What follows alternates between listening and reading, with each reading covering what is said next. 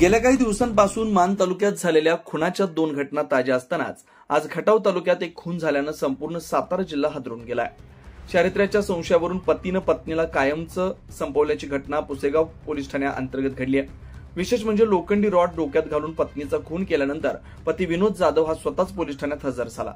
खटाव तालुक्यातील पुसेगाव पासून 2 किलोमीटर अंतरावर असलेल्या कडगुण गावच्या बाहेरील बाजूस व सातारा सोलापूर हायवेच्या लगत असलेल्या गोसावी वस्तीवर खुनाची भयंकर घटना 17 सप्टेंबर रोजी भर दुपारी घडली। गोसावी वस्तीवर भंगार व्यावसायिकांची वस्ती आहे। त्याच वस्तीवरील पिंकी जाधव व विनोद जाधव या दाम्पत्यामध्ये काहीतरी कारणावरून जोरदार भांडण झालं। हे भांडण इतक्या विकोपाला गेलं की विनोद याला राग अनावर झाला। त्यामुळे विनोद याने शेजारी पडलेला लोखंडी रॉड पिंकीच्या डोक्यात मारला। हा वार वर्मी लागल्यानं तिचा जागीच मृत्यू झाला। घटना भर दुपारी 12च्या सुमारास घडली। त्यावेळी वस्तीमध्ये लोकांची ये-जा नव्हती। त्यामुळे विनोद पत्नीला संपवून स्वतःच पोलीस स्टेशनमध्ये हजर झाला। पुसेगाव पोलीस ठाण्याचे सहाय्यक पोलीस निरीक्षक संदीप पोमन यांनी योगेश बागल व तात्यासाहेब ढोले यांच्या समवेत तत्काळ घटनास्थळी धाव घेत पाहणी केली। आज पुसेगाव पोलीस स्टेशन इथे मोजे कडगुण गावी एक पिंकी विनोद जाधव वय वर्ष 22 या महिलेचा खून झालेला आहे आणि हा खून तिच्या पतीने संशयित आरोपी विनोद विजय जाधव याने केलेला आहे।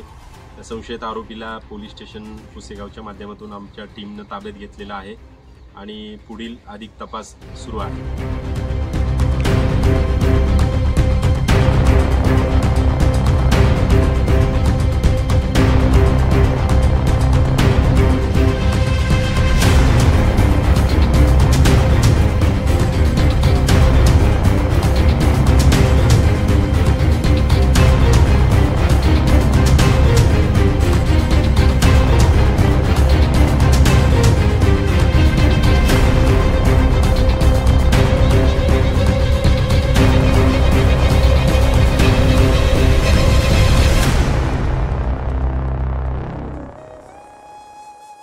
अशाच नवनवीन अपडेट्ससाठी आमच्या खबर गावाकडची या चॅनेलला सबस्क्राईब करा। आमचे व्हिडिओ लाईक करा आणि शेअर करा। धन्यवाद।